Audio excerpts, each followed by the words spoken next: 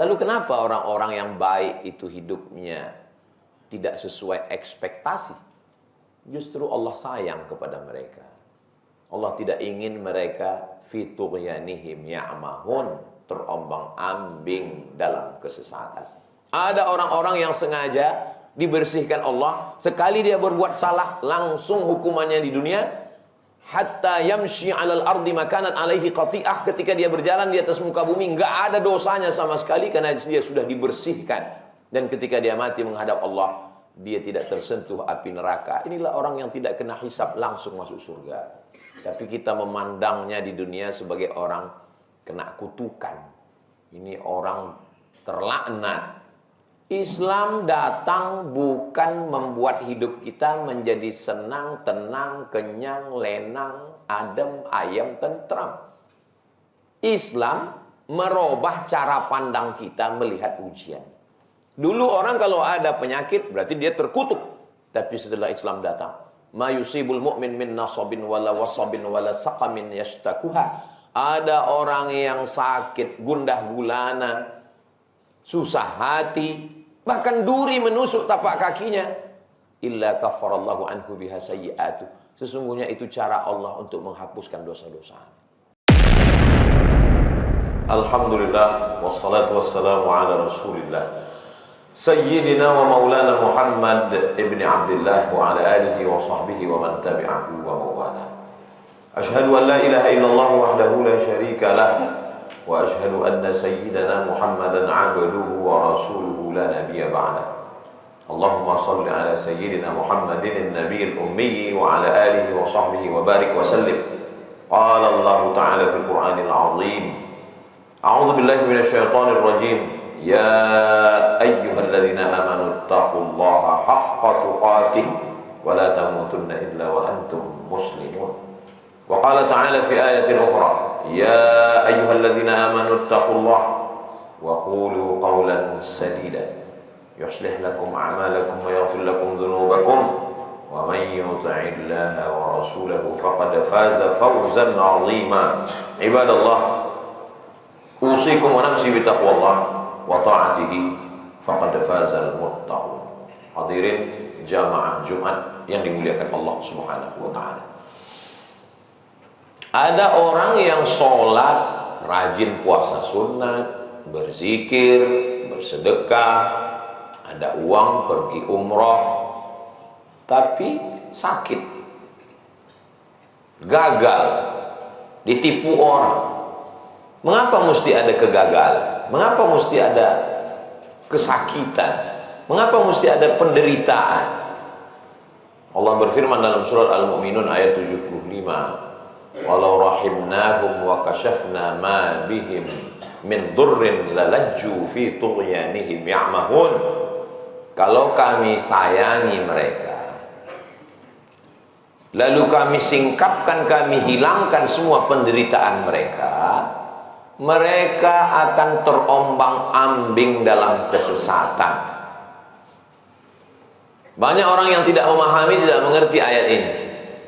Orang yang dihindarkan dari kesakitan, kebangkrutan, penderitaan, kenapa malah mereka akan menjadi terombang-ambing dalam kesesatan? Bukankah orang itu kalau hidupnya nyaman, tentram, adem, ayem, tenang, senang, kaya raya, kenapa dia justru malah terombang-ambing dalam kesesatan? Sampai akhirnya berita itu di depan mata kita, apapun media sosial yang kita buka, kita baca, menampilkan orang-orang yang secara ekonomi mapan, secara kehidupan tenang, rezeki berlimpah, tapi tidak menemukan kepuasan hidup.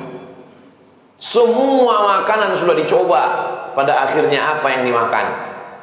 Memakan binatang setengah mati, yang kepalanya masih bergerak, matanya masih berkedip, badannya dimasak. Apa yang dicari orang memakan makanan seperti ini? Petualangan. Bukan masalah makanannya, tapi petualangannya.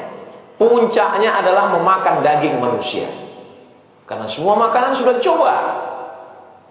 Kalau dalam makanan saja dia tidak pernah menemukan kepuasan, akhirnya melompat pada fase setelah makan. Karena bayi yang baru lahir memerlukan makanan. Haus, minum. Lapar, makan. Tapi begitu dia mulai akil balik, dia mencari kepuasan seksual. Ada orang menemukan kepuasannya pada istri yang sah, tapi jiwanya bertualang, pikirannya ingin tantangan-tantangan baru. Sampai ada satu negara yang jenis kelaminnya 16. Kenapa bisa begitu? Karena tidak menemukan kepuasan. Terjadilah apa yang terjadi yang tidak layak. Perbuatan itu terlalu kotor untuk disebutkan dalam khutbah Jumat. Fi tughyanihim ya'mahun. Mereka terombang-ambing dalam kesesatan. Harta yang berlimpah yang semestinya dipakai untuk kebaikan justru dibelikan untuk satu pulau yang hanya dibuat untuk pesta seks dengan berbagai macam cabang dosa dan maksiat. Apa sebenarnya yang sedang diderita manusia? Maka Allah sudah menceritakan itu kepada kita. Seandainya mereka itu dilapangkan, seandainya mereka itu disenangkan, lalajju fi tughyanihim ya'mahun, mereka akan secepat kilat menuju kebinasaan dengan terombang-ambing dalam kesesatan. Jadi ketika kita sudah berbuat baik, sudah sholat, sudah puasa, sudah zikir, ada pukulan-pukulan dalam hidup kita. Lalu kita berkata, mengapa Tuhan seperti ini? Mengapa tidak adil? Sebetulnya kacamata kita terlalu tebal untuk membaca keadilan Tuhan. Sebetulnya Allah sayang dengan kita. Allah buat itu. Kebangkrutan, ditipu orang, penyakit, padahal sudah berusaha, makanan-makanan yang halal, 4 sehat 5 sempurna, untuk menunjukkan bahwa memang kita tidak berdaya. Dan dalam Islam, kita tidak melawan Allah, kita cepat beristighfar. Apa dosa saya? Saya tidak berzina, tidak minum khamar, tidak mabuk, tidak LGBT. Apa dosa saya? Ketika kita mengaku tidak berdosa, itulah dosa kita. Kita sedang merasa diri kita bersih, padahal yang bersih hanya Allah. Subhanallah. Kita merasa larut dalam pujian, padahal yang layak dipuji hanya Allah. Alhamdulillah. Kita merasa diri kita besar, padahal yang besar hanya Allah. 3 kali kita ulang, Allahu Akbar. Setelah itu dalam iftitah, Allahu Akbar kabira, yang besar hanya Engkau. Sesungguhnya kita salah pandang, salah sangka kepada Allah. Ana inda husni zanni 'abdi bi. Aku menurut prasangka hambaku kepada aku, kata Allah Subhanahu wa taala. Hubungan kita dengan Allah bukan antar hubungan karyawan dengan direktur perusahaan. Kalau masuk jam 8 pagi, pulang jam 4 sore, dapat gaji. Kalau lembur, dapat uang tunjangan, ada tambahan, ada surprise, ada door prize. Ketika melanggar aturan dikurangi. Tapi kenapa dalam kehidupan tidak begitu? Ada orang-orang yang baik, akidahnya benar, ibadahnya penuh, berakhlakul karimah, sopan santun. Tapi kenapa dia susah? Melihat fenomena ini, banyak orang yang ragu tentang Tuhan. Akhirnya lambat laun dia merasa dirinya hampa. Kita ketika mobil kita rusak, kita begitu rendah hati membawanya ke bengkel. Handphone kita rusak, kita serviskan. Kita tidak merasa mampu untuk memperbaikinya. Tapi kenapa keyakinan kita rusak, kita betulkan sendiri? Kenapa kita tidak mempercayai ulama? Padahal itu memang spesialisasi bidang hidup mereka. Kita pikirkan sendiri, kita baca sendiri, kita terjemahkan sendiri, kita renungkan sendiri, kita nyasar beramai-ramai karena pemikiran kita posting kepada orang lain. Padahal sebetulnya kita sedang salah berpikir, salah bicara, salah berbuat, salah membuat keputusan, salah melakukan sesuatu, berawal dari salah berpikir. Lalu kenapa orang-orang yang baik itu hidupnya tidak sesuai ekspektasi? Justru Allah sayang kepada mereka. Allah tidak ingin mereka fi tughyanihim ya'mahun, terombang-ambing dalam kesesatan. Ada orang-orang yang sengaja dibersihkan Allah, sekali dia berbuat salah langsung hukumannya di dunia, hatta yamshi 'alal ardi makanan 'alaihi qati'ah, ketika dia berjalan di atas muka bumi nggak ada dosanya sama sekali karena dia sudah dibersihkan, dan ketika dia mati menghadap Allah dia tidak tersentuh api neraka. Inilah orang yang tidak kena hisab langsung masuk surga. Tapi kita memandangnya di dunia sebagai orang kena kutukan, ini orang terlaknat. Islam datang bukan membuat hidup kita menjadi senang, tenang, kenyang, lenang, adem, ayem, tentram. Islam merubah cara pandang kita melihat ujian. Dulu orang kalau ada penyakit berarti dia terkutuk, tapi setelah Islam datang, ma yusibul mu'min min nasabin wala wasabin wala saqamin yashtakuha. Ada orang yang sakit, gundah gulana, susah hati, bahkan duri menusuk tapak kakinya, illa kafarallahu anhu biha sayyi'atu. Sesungguhnya itu cara Allah untuk menghapuskan dosa-dosa. Kita husnuzon pada Allah. Mungkin saya salah, mungkin saya silap, mungkin saya angkuh, mungkin saya sombong. Lebih banyak melihat ke dalam. Tuba liman syaghalahu aibuhu an uyubin nas. Berbahagialah orang yang sibuk memikirkan aibnya, cacatnya, dosanya, sehingga dia tidak sempat memikirkan cacat orang lain. Tapi memang zaman kita sekarang kita lebih disibukkan melihat orang lain, postingan orang lain, komen orang lain, gambar orang lain, sampai kita lupa melihat diri kita sendiri. Alhamdulillah kita masih ada sholat Jumat. Sejahil-jahilnya laki-laki yang tidak mau mendengarkan nasihat, dia tetap mendengarkan khutbah Jumat. Lalu kemana perginya 2 rakaat zuhur itu? Rakaatani fiha, 2 rakaat khutbatani fiha, digantikan 2 khutbah khutbatani fiha maqama rakaataini minaz zuhri. 2 khutbah Jumat sebagai pengganti 2 rakaat zuhur. Bukan masalah 2 rakaat takbiratul ihram, iftitah, fatihah, ayat, ruku, i'tidal, sujud, duduk antara sujud 2 rakaat, salam, bukan. Tapi ada khutbah yang didengarkan, dan di dalam khutbah itu ada nasihat, wa tawashaw bil haq wa tawashaw bis sabr, supaya orang meluruskan cara pandangnya. Lalu kalau dia tidak ada dosa, tidak ada salah, kenapa dia mesti sakit? Kenapa dia mesti tertipu? Kenapa dia mesti bangkrut? Kenapa dia mesti susah? Karena ada ibadah yang tidak mengeluarkan uang, bukan zakat, bukan sedekah. Karena ada ibadah yang tidak mengeluarkan darah, bukan jihad. Karena ada ibadah yang tidak mengeluarkan tenaga, keringat, karena dia bukan tawaf dan sa'i. Ibadah itu hanya diam. Ibadah itu bernama sabar. Dan orang yang sabar, innama yuwaffas sabiruna ajrahum bighairi hisab. Allah akan memberikan balasan orang yang sabar bighairi hisab, unlimited, tidak ada yang bisa menghitung balasan. Ada orang-orang yang sudah masuk ke dalam surga ditanya oleh Allah, "Madza turidun?" Kamu mau masuk surga sudah, dan sekarang kamu mau apa wahai penghuni surga? Penghuni surga menjawab, "Kami sudah dapat semuanya, hanya satu yang kami belum. Ridhaka, kami belum dapat ridhamu. Kami belum dapat satu ya Allah, ridhamu." Kata Allah, ridhaku hanya diperoleh oleh orang yang ridha menerima takdirku. Ridhaku hanya didapatkan oleh orang yang menerima segala ketetapanku. Jadi kalau kita berdoa kepada Allah, kita bukan memberitahu Allah, kita bukan ngasih tahu Allah, Allah Maha tahu. Lalu kenapa kita mesti meminta kepada Allah?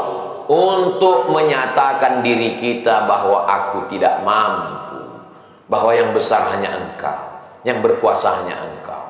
Allah suka kita mengatakan la haula wa la quwata illa billah. Maka berdoa bukan memberitahu Allah, berdoa bukan memaksa Allah, berdoa bukan berarti menuntut Allah untuk menyetujui proposal kita. Tapi berdoa adalah kita mengatakan, ini rencana saya, ini proposal saya, ini permintaan saya. Kalau baik ini untuk agama saya, untuk keluarga saya, setujuilah ya Allah. Tapi rencanamu jauh lebih indah daripada rencanaku sendiri untuk diriku sendiri. Karena banyak hal yang aku tidak tahu, Engkau lebih tahu. Makanya ketika ada orang yang dia hanya menyibukkan dirinya dengan berzikir sampai lupa meminta. Apa balasan untuk mereka? Man syaghalahu dzikri an mas'alati, orang yang menyibukkan dirinya untuk menyebut aku, memuliakan aku, memujiku, membesarkanku, mengagungkanku sampai lupa meminta kepadaku. A'taituhu afdal ma u'tis sa'ilin, aku berikan kepada dia lebih hebat, lebih dahsyat, lebih afdal daripada yang kuberikan kepada orang-orang yang meminta. Ada orang yang terlalu sibuk meminta sampai tidak pernah berzikir, tapi ada orang yang malu meminta. Apa yang dikatakan Nabi ketika dia dalam keadaan penyakit yang tidak sembuh? Nabi Ayub tidak meminta. Nabi Ayub hanya mengatakan, Rabbi anni massaniyad durru wa anta arhamur rahimin. Rabbi, ya Tuhanku, anni, sesungguhnya aku, massaniyad durru, aku kena penyakit ya Allah, wa anta arhamur rahimin, engkau maha kasih dan sayang. Per kata, per huruf kita analisa, enggak ada sekalipun dia minta. Dia tidak ada mengeluh, dia tidak mengatakan aku sakit, sembuhkan aku, sehatkan aku Nabi, kenapa aku sakit? Enggak ada.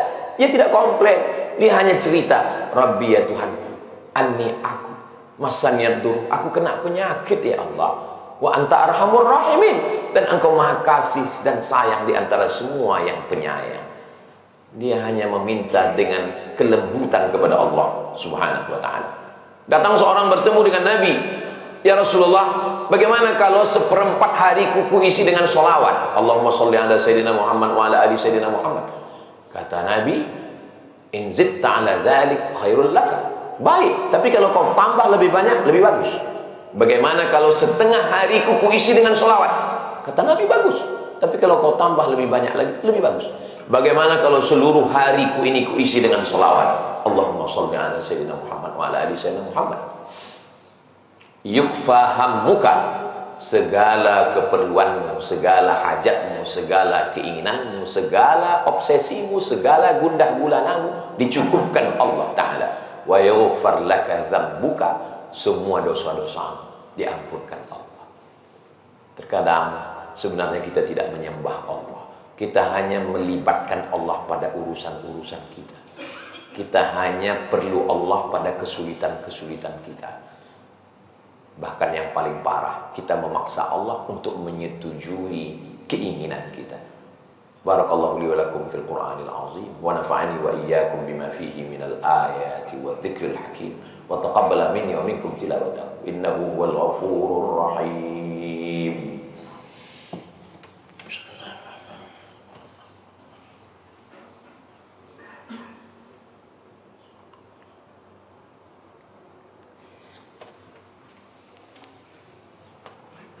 Alhamdulillahilladzi bi ni'matihi tatimmus shalihat, wassalatu wassalamu ala sayyidis sadat wa ala alihi wa ashabihi ahli al-fadaili wal karamat. Asyhadu an la ilaha illallah wahdahu la syarika lah, wa asyhadu anna sayyidana Muhammadan 'abduhu wa rasuluh wa shafiyuhu min khalqihi wa khaliluh, addal amanah wa ballagha ar-risalah wa nasaha lil ummah wa tarakana 'alal mahajjatil bayda layluha kana hariha la yazighu anha illa halik. Allahumma shalli ala sayyidina Muhammadin nabil ummi wa ala alihi wa sahbihi wa barik wa sallim. Qala Allah Ta'ala fil Qur'anil azim wa huwa asdaqul qailin. A'udzu billahi minasy syaithanir rajim.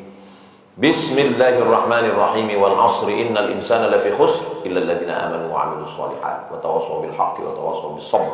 Wa qala ta'ala fi ayatin ukhra, innallaha wa malaikatahu yusholluna 'alan nabi ya ayyuhalladzina amanu shallu 'alaihi wa sallimu taslima. Allahumma ighfir lil muslimina wal muslimat wal mu'minina wal mu'minat al ahya'i minhum wal amwat. Allahumma ansuril islam wal muslimin. Allahumma ansur ikhwanana al mujahidin al mustad'afina fi Falastin wa fi kulli makan min masyariqil ardi ila magharibiha. Allahumma ij'al hadzal balada baladan amina. Allahumma dafa'na al ghala wal waba wal fahsya wal riba wal zina wal munkar wasuyuf al mukhtalifata wasyada'ida wal mihan ma dhahara minha wa ma batan min baladina hadha Indonesia khassa wa min buldanil muslimina ammah. Ibadallah, usikum wa nafsi bi taqwallahi wa ta'atihi faqad fazal muttaqun. Innallaha ya'muru bil 'adli wal ihsan wa ita'i dzil qurba wa yanha 'anil fahsya'i wal munkari wal baghi ya'udzukum la'allakum tadhakkarun. Fadhkurullahal 'azima yadhkurkum was'aluhu min fadlihi yu'tikum wa la dzikrullahi akbar wallahu ya'lamu ma tasna'un. Aqimis shalah.